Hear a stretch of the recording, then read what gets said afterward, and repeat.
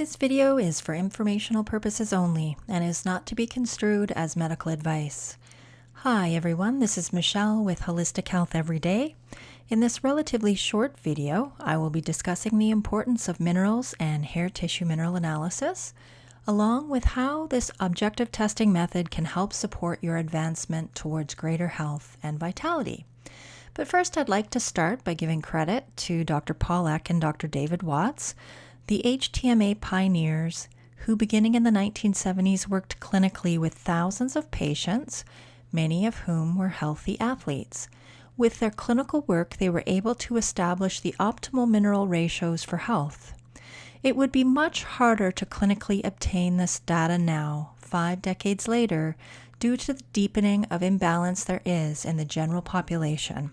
And so we are grateful that we have this data.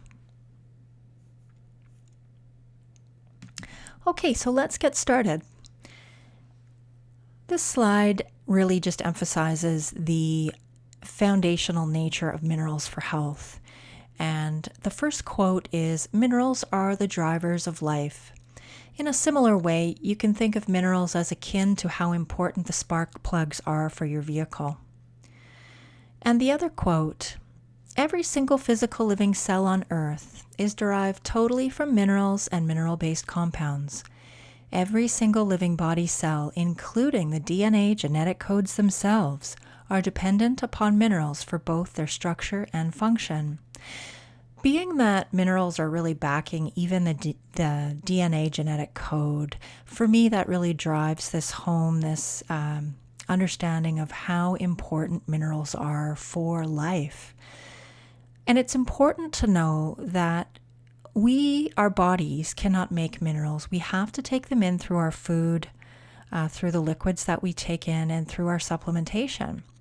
So I've shared this photo of my daily smoothie that I take sometimes twice a day, and I pack it full of nutrient-dense superfoods. I use a certain greens concentrate that really works well for me, and microgreens go in there, hemp heart, and the one superfood in particular that I use is the Oceans Alive product that you see. It's quite mineral rich and it's full of living energy and helps to give me energy. And so these are, this is something that I do daily, so it really is helping me with my energy levels and of course, to just grow my own vitality and, this health that I'm always in pursuit of. This is part of it. But a bigger reason, too, really becomes when you realize how mineral deficient the soils are. And this is where we will jump to in the next slide. So this is a graphic taken from Dr. Mercola's one of his articles, and it clearly really depicts this demineralization. As in 1950, you could get 4.3 milligrams of iron from just one apple. 50 years later, or not quite 50 years, 1998, you would have to have eaten 26 apples to get that same amount of iron. And so this is a real problem that we face now, and we're in 2020 now, and our soils are even more demineralized. So it's really hard to rely just on food alone for our nutrition these days. And so in my practice, I rely on high-quality supplementation based on HTMA data and metabolic balancing, simply because I know that I cannot rely on food alone, especially when I see some of the imbalanced states, complex imbalances that we're seeing today. I'll just give you a quick example of a food that, typically would be high in a certain mineral. We think of Brazil nuts often as high in selenium, but so many of the regions in the world now have soil that is selenium deficient. So anything that's grown in that soil, therefore, is going to be selenium deficient. So it's difficult to rely on Brazil nuts to have adequate selenium. So if I see somebody's HTMA data and I see that they need some selenium, I will turn to a quality supplement with synergistic nutrients to ensure that they're getting what they need there. I'm often asked, and it's a very legitimate question, how in the world does hair reveal so much about the mineral patterns and the mineralogical profile? And hair is actually very perfect for this, and this slide tells us why. It's what happens that during the growth phase of the hair is exposed to the internal body fluids, including the blood, lymph, and extracellular fluids. And as the hair grows and the outer layers harden as it pushes through the surface of the skin, the metabolic products that have accumulated during that stage of growth become sealed and locked into the hair. With this, minerals are not depositing randomly at all. They're actually depositing in patterns relating to the metabolic activity. So in this way, an HTMA is giving us important data on how efficiently the person is turning their food into energy for fuel. And when you know this, you can then choose foods and supplementation that will promote your metabolism. For instance, if you're a slow oxidizer and you're eating a lot of fatty foods or eating a lot of carbohydrates without adequate protein intake, you could be slowing down your metabolism even further, which could be contributing to your chief concern, which might be fatigue and feeling lethargic. You might also be feeling like you have to eat very frequently because your energy levels keep falling. So you have to eat food to maintain your energy, and then they fall again. This is quite common, especially when we get into a pattern where there's a high calcium to magnesium ratio in the profile, which is reflecting more of some blood sugar issues. Conversely, if you're a fast oxidizer, there are certain foods that you may need to take in, such as fatty ones, to help slow the metabolism down. And this is where we want to really look at a combined food and supplement approach to effectively balance the metabolism, so that over time what we're doing is we're renutrifying, we're remineralizing, detoxifying, healing, and building reserve energy. That's very important. And I'll just mention here quickly before I go on to the next slide that detoxification actually takes minerals. It takes nutrients to detoxify. So it's when you get into HTMA testing and following that progression as you're eating a fitting diet and taking, the supplements that are appropriate for you and your metabolism, your body will naturally begin to detoxify as it's renutrified and remineralized. And as it becomes replete with nutrition, it will be able to release these toxins. And as the digestion heals as well, that's a really important aspect. And also the organs of elimination, so that these toxins are actually being eliminated and not just recycled. That's a very big part of detoxifying properly and safely. This slide here is showing a typical slow oxidizer pattern. And the slow oxidizer pattern is reflected in a higher than optimal ratio of 2.6 to 1 calcium to phosphorus. Now, calcium to phosphorus is the trace elements. The lab that I use, that is the mineral ratio that they use to discern the metabolic typology.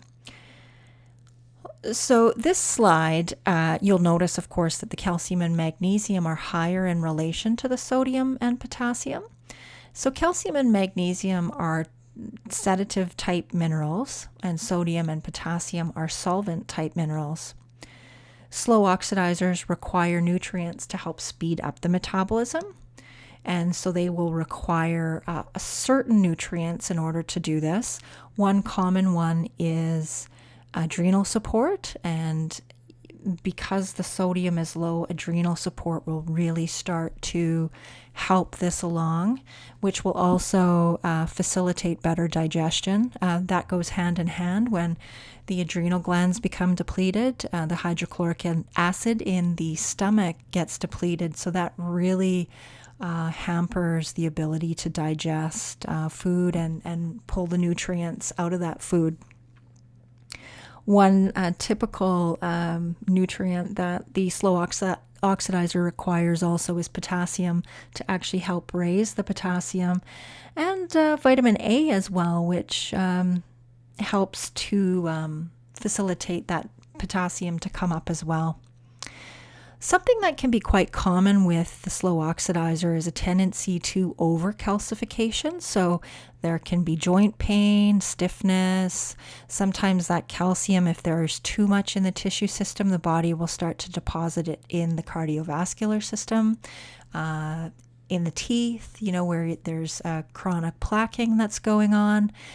What I want to emphasize here before I move on to the next slide is that very common recommendations, just in newsletters, in, online, professionals often will recommend taking calcium and vitamin D. But calcium, by taking calcium in a slow oxidizer profile where there's already sufficient, if not too much, tissue calcium, could actually be counterproductive, because you would be overcalcifying and therefore putting further stress on the body with having to deal with calcium that it may already have too much of.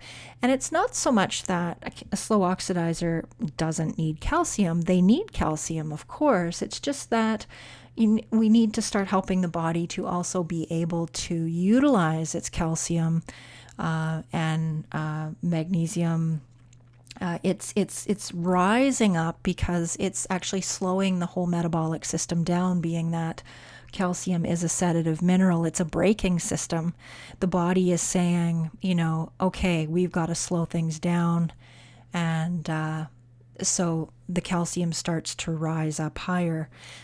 And I'll also point out vitamin D, which has the effect of raising calcium, would also be counterproductive here in such a case. So it's really good to know that, to know where your mineral profile, your mineral dynamics are before you supplement. If you really want to, take your health to the next level, go beyond just what is universally understood. This is good for health. This is good for health.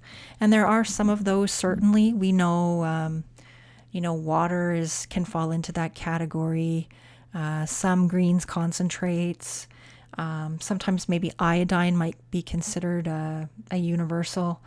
But to really get into our own bodies and really understand what our systems need, testing is really, really important. And here's the fast oxidizer mineral pattern. Now you can see that it looks quite different, doesn't it? The calcium and magnesium, of course, are low in comparison here to the sodium and potassium. And now a fast oxidizer pattern is reflecting a lower than optimal ratio of 2.6 to 1 of calcium to phosphorus. And so, as I mentioned, fast oxidizers often need to be slowed down with their food and supplementation. They have a tendency to use up their mineral stores more quickly. And sometimes with this, that can lead to tissue breakdown or tissue catabolism, especially when those stores are getting lower. And sometimes this can make a fast oxidizer more prone to things like hernias, aneurysms potentially, because the body is going looking for mineral storage, when it gets really low. So it's breaking down tissue. And I'll just mention here, too, that when I took the hair mineral analysis training with Dr. Rick Malter, he did relay his testimony of how HTMA testing, similar to my story, how it saved my life, it too saved his. He was at a risk for a heart attack and discovered this because of hair mineral analysis testing. His magnesium had gotten really low in the tissue storage sites. And because he had that test data in hand, he was able then to, take what he needed. Obviously, he was taking higher doses of magnesium to bring that up, among other nutrients as well, based on what his tissue data would have relayed at that time. But this is really, part of what can happen with the tissue system is that the blood often, it's always drawing from the tissue system when it needs something. And so sometimes blood work can be normal, but the tissue system is telling a different story. Also, because the blood maintains very fine parameters, and if it has too much of something, it will also deposit it into the tissue storage sites to get rid of it, to keep and maintain those fine parameters. So before I move on from this, what I will mention is that even though it seems like a fast oxidizer is oxidizing, they're turning their energy quickly into fuel, it's not efficient generally. It needs to be slowed down to be more optimal. And also, fast oxidizers can appear generally, and they often do have a lot of energy, but if they are getting depleted, they are certainly vulnerable to thyroid and adrenal fatigue, just like slow oxidizers are. And they are vulnerable to adaptations to stress just as well as slow oxidizers. And speaking of adaptations to stress, if you've ever been under chronic stress, or if you've experienced a certain traumatic event or series of stressors where you know that you didn't get back to the level of health that you had before that stressful event took place, that is an example of an adaptation. Now, it's not favorable, but it is the best attempt that the body had at that particular time to restore, the system to a homeostatic level. Although it may lead certainly, to an imbalance, which adaptations certainly do. The healing is affected by what nutrients are available at that time, or the lack of nutrients, and as well how much reserve energy is in the body, in the metabolism for healing and repair. Dr. Eck illustrates this when he says, energy is required by the body to overcome any impairment of function. So what happens when you begin to start renutrifying the body and remineralizing the body and balancing the energy metabolism? Layers of unfinished healing processes can come up for healing focus, and these can sometimes involve detoxification of toxins that the body had biologically repressed and stored in the tissue, sometimes very deep, because it didn't have the energy and the nutrients to complete the healing cycle and to get rid of the toxins at that time. Remember, it takes nutrients to detoxify. And so now that you've been building up this energy economy in your system, you've been, eating more of a fitting diet, you've been taking, supplements based on your HTMA data, it can start to go after these blockages that have been part of, this imbalanced profile. So what can happen is that if you were coming into new energy that you hadn't had for a long, long time, it could be temporarily sequestered, which is, it's never a good feeling. Sometimes people feel disappointed when this happens, but I can tell you that it is always temporary, and it's always for a really deep healing purpose. Generally, the body's going in even deeper, and it's working at something that's been blocked or lodged there in the system. And what can happen at this time is that there can be a return of old symptoms or a state of mind even that reflects a time when this adaptation occurred. And that is just a reflection or a mirror of this deep healing process that's underway. And once the body has healed at this deeper level, often there is a renewed level of energy that can break through, which in turn can not only impact the physical level of function, but also the psychical level and the emotional level. And so, going in and doing this deep healing in a truly holistic way, which it is, you're going in and you're often releasing the body of old held emotional content. Sometimes you didn't even know that could have been part of, held tension in the neck, held tension in the pelvis. And you're given this opportunity through the renutrification of the body and the becoming more energized to really go after these blockages, so that you can release these and move forward and even have more energy. And sometimes you'll notice that is indeed what happens, is that when you go in and to this temporary healing phase where the energy, you need more rest, you need to maybe not exercise, to the level that you were or that you had gotten up to. You need to rest more.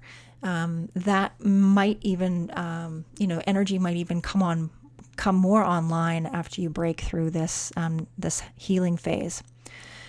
So I hope that really is helpful for, explaining how hair tissue mineral analysis and, eating a fitting diet and being able to select supplements based on hair mineral analysis data, and certainly the metabolic balancing for the level of functioning, really can help contribute to health optimization. And so if you're ready to take your hair sample, you can certainly tune into my next video, which will help you to set that up. And I'd like to thank you for watching.